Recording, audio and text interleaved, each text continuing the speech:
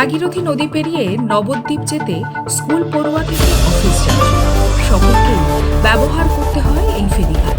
অথচ দীর্ঘ কয়েক বছর ধরে আবর্জনার স্তূপে ঢেকে রয়েছে ঘাট সংলগ্ন বাস স্ট্যান্ড এবং অটো স্ট্যান্ড এলাকা। স্থানীয়দের অভিযোগ, আশেপাশের বাড়ি, হোটেল, রেস্তোরাঁ এবং খাবারের দোকানের বর্জ্য নির্বিচারে ফেলা হচ্ছে এখানে। সচেতন করতে গেলে উল্টে ঝামেলায় পড়তে হচ্ছে বলেও দাবি স্থানীয় বাসিন্দাদের। পচা খাবার এবং আবর্জনার দুর্গন্ধে বাস স্ট্যান্ডে দাঁড়ানোই দায়।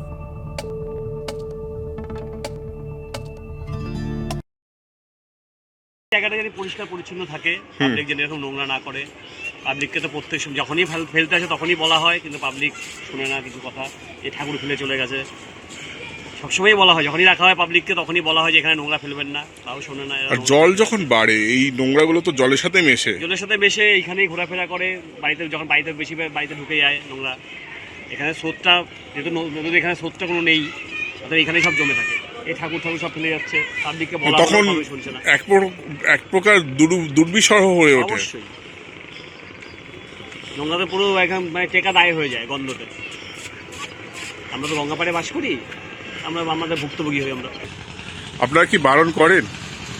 আমরা তো অনবরত এগুলো না ফেলবার জন্য অনবরত বারণ করি, কিন্তু যে কখন যে ফেলে যায় রাতের অন্ধকারে বা ভোরবেলায় জেগে উঠতে পারি না। অনবরত আমাদের না করা হয় এখানে যে নোংরা ফেলবেন না। এখানে লিখে দেওয়া ছিল বৃষ্টিতে আশপাশের এমন দেখা যাচ্ছিল যে বিভিন্ন রেস্টুরেন্ট দোকানের পচা খাবার ফেলে এখানে একটা বাজে দুর্গন্ধ বেরোতো। এটা কি হয়েছিল তখন? মুরগির ছাল টালগুলো বস্তা ভর্তি করে এনে কখনো ফেলে যায়। কখন ফেলে যায় দেখতে পারলে না, সেটা একটা ফাইন টাইন করে কিছু একটা করা যায়, বন্ধ করা যায়। কিন্তু এইভাবে নিজেরা যদি সচেতন না হয় তাহলে কি করে? গঙ্গার পাড়টা খুব পরিষ্কার রাখার জন্য আপ্রাণ চেষ্টা করি। মন্দিরের পক্ষ থেকে, অটোর পক্ষ থেকে বা এখানকার দোকানদার যারা আছে সবাই চেষ্টা করে, কিন্তু ওই যে অন্ধকারের মধ্যে ফেলে দিয়ে যায়। এবং দেখা যাচ্ছে দিনের বেলা অনেকে ফেলে যাচ্ছে। এগুলো তো যারা ফেলতে আসে তাদের তো বারণ করাই হয়, যেখানে ফেলবেন এটা পরিষ্কার রাখেন সবার সাথে। তো আপনারা কি চাইছেন এখন? যাতে আরো পরিষ্কার পরিচ্ছন্নভাবে রাখা যায়। এই ঘাট পার হলে পৌঁছানো যায় নবদ্বীপে। তাই সারা বছর বহু দেশি বিদেশি পর্যটকও এই পথ ব্যবহার করেন। আবর্জনার স্তূপের কারণে নবদ্বীপ, মায়াপুর, স্বরূপগঞ্জ তিনটি এলাকারই বদনাম হচ্ছে বলে ক্ষোভ স্থানীয়দের। অভিযোগ, বছরের পর বছর এই অবস্থা চললেও স্বরূপগঞ্জ গ্রাম পঞ্চায়েতের তরফে কার্যকর পদক্ষেপ করাই হয়নি।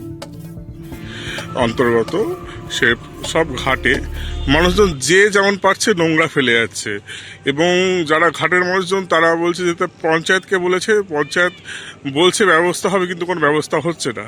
কি বলবেন এই বিষয়ে? এই সমস্যা বিগত 30-40 বছর ধরে এই সমস্যা, বিগত দিনেও এর সমাধান হয়নি, আজও সমাধান হবে না। কারণ মানুষ যতদিন না সচেতন হবে ততদিনে এই সমস্যার কোনো সমাধান নেই। বারে বারে বোর্ড টাঙানো হয়, ক্লাবের পক্ষ থেকেও, জনকল্যাণ ক্লাবের পক্ষ থেকেও এর আগে বোর্ড টাঙানো হয়েছিল, পঞ্চায়েতের তরফ থেকেও বোর্ড টাঙানো হয়েছিল, কোনো সমস্যা সমাধান হয়নি। যতদিন না মানুষ সচেতন হবে ততদিন এ সমস্যার কোনো সমাধান হবে না।